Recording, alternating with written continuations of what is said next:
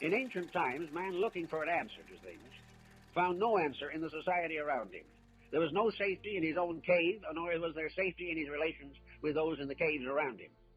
He was alone, he was struggling against unknown factors, and the material world was as yet an unsolved mystery.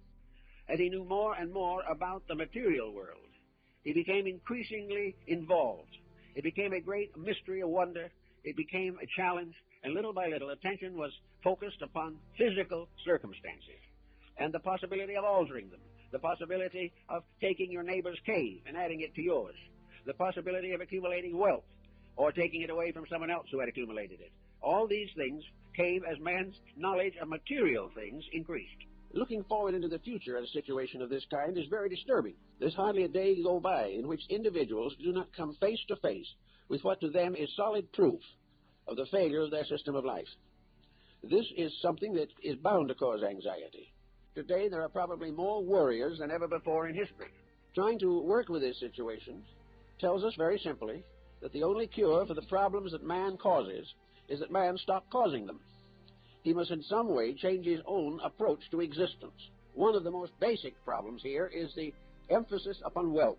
Most people are still convinced that if they have enough money, they are safe. Of course, it much depends on what they do with the money. If they take it to Las Vegas, they're not safe. Also, there are many investments which are very tempting and will lead to loss. But essentially, the individual feels that if his income and his economic status is secure, he has nothing to worry about. Facts are against this conclusion. For I've known a great many wealthy persons, and probably most of you have also known many who are more than comfortably fixed, who are worrying worse than anyone else. They're worrying because their wealth has been destroying their children, breaking down their homes, and making themselves sick.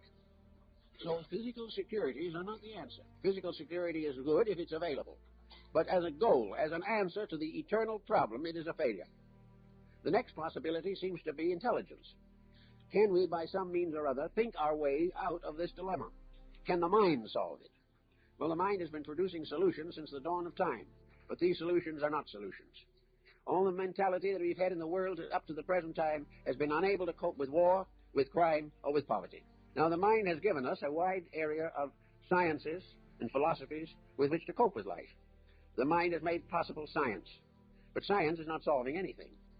Science gives us a cure for some minor ailment, perhaps, or even a major ailment, but in so doing hands to the world mechanisms which could destroy the entire human race. Science is concerned with knowledge. It is using the mind to advance its own purposes, but when it comes to taking care of the widow and the fatherless, science is not a great success. Other fields of learning, the arts, are corrupted. All of the various elements of mental activity show problems. Philosophy in our generation is virtually non-existent. What we call philosophy is a higher intellectual materialism. Our modern philosophies are based not upon ideals, but upon material institutions. We send our young people to the universities, and they have the minds trained. They come back from the university, and within a few years they're in trouble. Therefore, we can come now to the next issue of the problem. What is there that the individual can cling to in this great stress of modern living? The first natural answer to this is religion. But religion also is at a very serious disadvantage. Religion presents us with abstract virtues. Religion provides us with a concept of an invisible causal universe beyond our perceptions. This solution remains elusive, intangible, and is greatly overlooked because it does not immediately prove itself to our physical perceptions. Now, on some levels, we're beginning to get a little wiser. But up as to now, it hasn't been considered a general improvement. And in this condition, many persons just simply give up. They just see no longer any reason for anything. He says he would live better under better circumstances. But up to now, there have never been any circumstances sufficiently good to make the individual live well. He thinks he's going to. He thinks if his worries are taken from him, he'll be happy. So he has some of them taken from him, and now he's worrying because he hasn't got the worries. That's frightening him.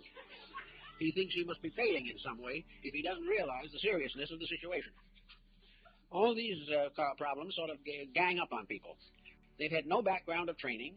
The education they have is virtually useful only to make a living, not to make a life. So here we are now in the closing years of the 20th century, and we are here with practically no solid foundation under anything. Why? Because this is not the answer. It is not the way we were intended to do it. Until we get down to facts and realize what is necessary, there will be no answer. And when we get to the point where we appreciate the answer, we realize that all the misery we've had was well worthwhile. That it was the only way that nature could educate a wayward creation. The understanding of the way things must be and the way they should be, and the way they will be, regardless of what man does.